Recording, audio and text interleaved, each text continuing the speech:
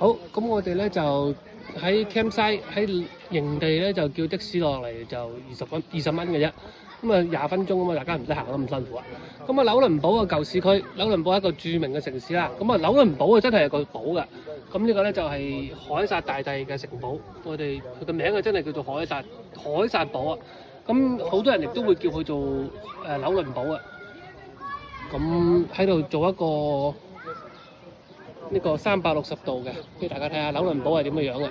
咁好出名嘅，上到去咧就可以見到成個紐倫堡嘅市區。咁啊喺左邊喺左邊嘅啫。咁呢個城堡咧就我就冇興趣即係入去參觀，因為個城堡都差唔多。即係，但係我哋可以行入去嘅係非常之好玩嘅。如果大家要經過去捷克之前咧，就經過紐倫堡咧，就一定要嚟 downtown 嘅，你係唔會 miss 㗎紐倫堡。咁呢度落去咧就係紐倫堡嘅市區啦。咁我哋就會喺度行一個晏晝啦。附近亦都好多嘢睇㗎，咁我行過少少俾大家睇下嚇。